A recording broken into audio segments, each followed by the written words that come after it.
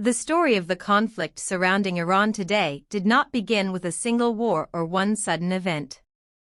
Instead, it began many decades ago, during a time when Iran was trying to redefine its identity and independence in a world dominated by powerful nations.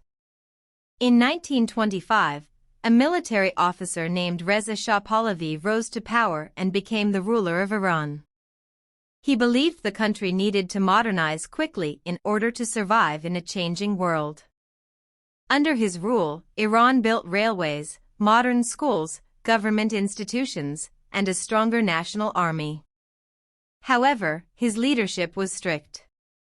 Political opposition was not tolerated, and many decisions were controlled directly by the government. Even though he brought modernization, many people felt they had little freedom to challenge the state. During the Second World War, Iran became strategically important because of its location. In September 1941, British and Soviet forces invaded Iran because they feared the Shah might support Germany. Under pressure, Reza Shah stepped down from power. His son, Mohammad Reza Pahlavi, took the throne and became the new ruler. As the Cold War began, Iran became an important ally of the United States. The American government saw Iran as a strategic partner in the Middle East.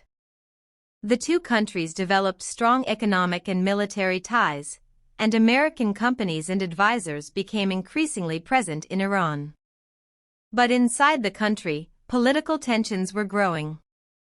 In 1951, Iran elected a popular prime minister named Mohammad Mossadegh.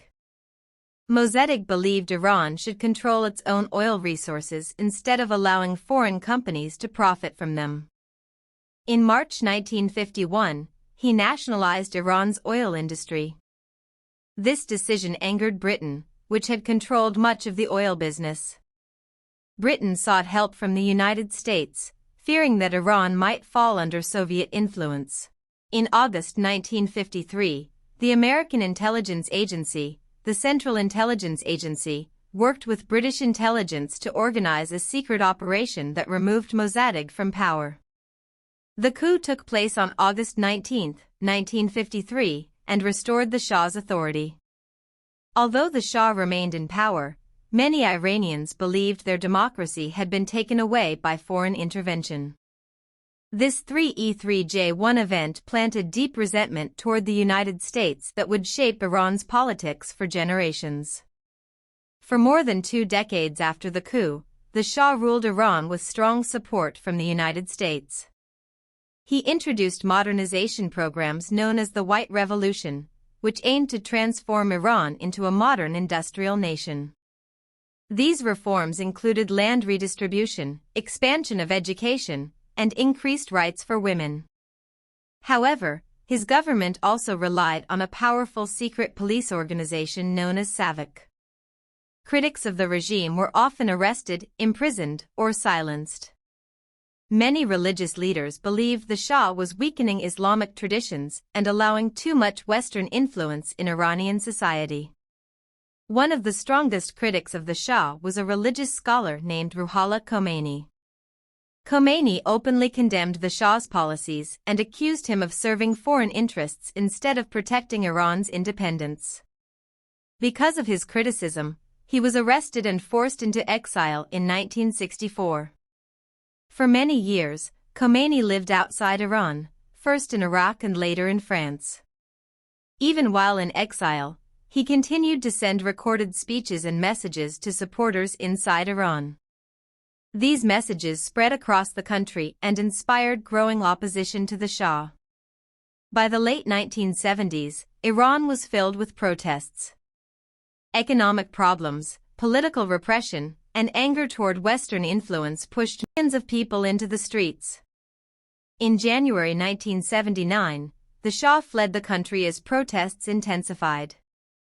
Only weeks later, Khomeini returned to Iran after 15 years in exile. His arrival marked the triumph of the Iranian Revolution. Iran soon became an Islamic republic governed by religious leaders.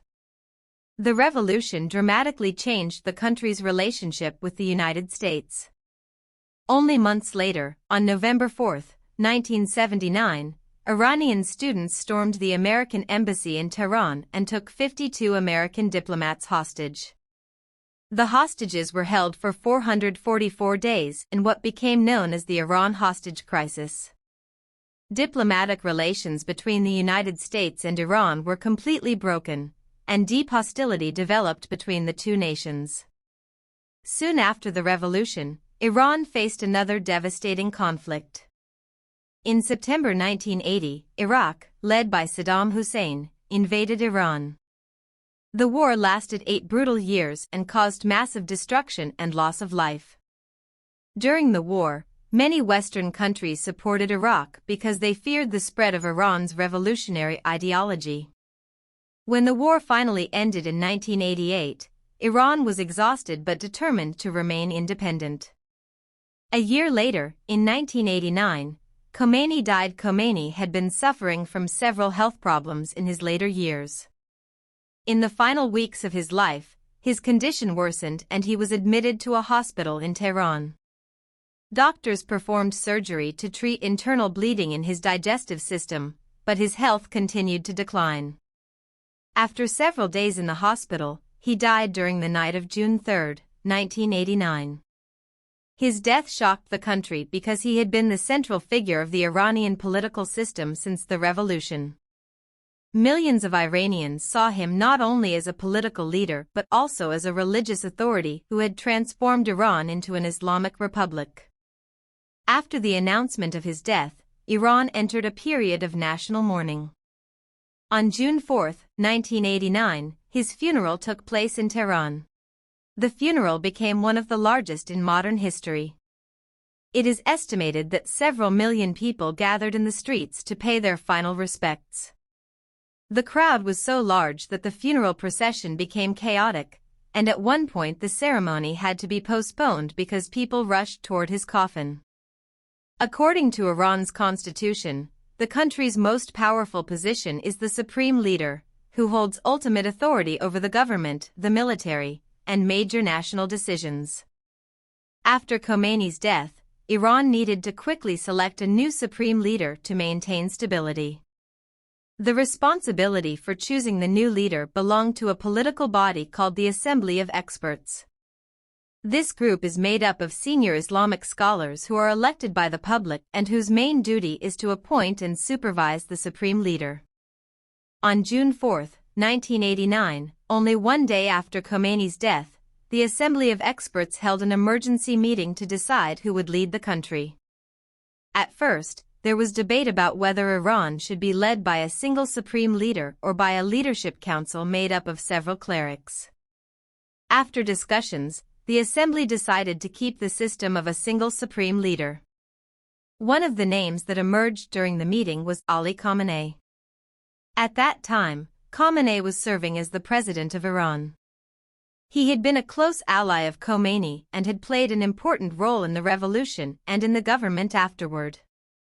During the meeting, members of the Assembly of Experts discussed a statement attributed to Khomeini suggesting that Khamenei could be considered a suitable leader. After further deliberation, the Assembly voted to appoint Khamenei as the new supreme leader of Iran. However, there was a constitutional issue. According to the original constitution, the supreme leader was supposed to be a high-ranking religious authority known as a Grand Ayatollah. At that time, Khamenei was not considered to be at that high religious rank. To solve this problem, Iran later amended its constitution in July 1989, allowing a qualified Islamic jurist to serve as supreme leader even if he was not a Grand Ayatollah.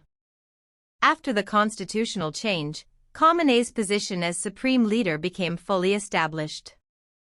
Since 1989, Ali Khamenei has remained the supreme leader of Iran, making him one of the longest-serving political leaders in the modern Middle East. As supreme leader, he holds the highest authority in the country, controlling the armed forces, influencing major political decisions, and shaping Iran's foreign policy. The transition from Khomeini to Khamenei in 1989 was one of the most important moments in Iran's modern history because it ensured continuity in the Islamic Republic after the death of the revolutionary leader who had founded it. Under Khamenei's leadership, Iran continued to challenge the influence of the United States and its allies in the Middle East. Iran developed strong relationships with regional groups such as Hezbollah in Lebanon and Hamas in Gaza, organizations that oppose Israel. This support increased tensions between Iran and Israel. Israel began to see Iran as its greatest long-term threat, especially because of Iran's growing nuclear program. Iran insisted its nuclear program was intended for peaceful energy production. However, the United States and Israel feared that Iran might eventually develop nuclear weapons. Because of this concern, economic sanctions were imposed on Iran, severely damaging the country's economy. In July 2015, a major diplomatic breakthrough occurred when Iran and several world powers signed the Joint Comprehensive Plan of Action, an agreement designed to limit Iran's nuclear program in exchange for lifting economic sanctions. In the years that followed, confrontations between Iran, Israel, and the United States became more frequent. Covert operations, cyber attacks, and regional conflicts increased the risk of a larger war. Then, in February 2026, the situation escalated dramatically. During a series of major strikes in Tehran amid a growing regional conflict, Iran's longtime leader, Ali Khamenei, was killed. His death shocked the region and created a major political crisis inside Iran. Khamenei had ruled Iran since 1989 and was one of the most influential figures in Middle Eastern politics. His death intensified tensions between Iran, the United States, and Israel, raising fears that a larger regional war could erupt. Today's conflict surrounding Iran is therefore the result of decades of historical tension, beginning with foreign intervention in the 1950s, the Iranian Revolution of 1979, long-standing hostility with the United States, rivalry with Israel, and disputes over nuclear power and regional influence. Decades of power, revolution, and relentless struggle have brought Iran to this moment, and now, the world watches, wondering who will rise, who will fall, and what the next chapter in this epic story will be. For more of this, please follow my page, like, comment and share. Thanks for watching. See you next time.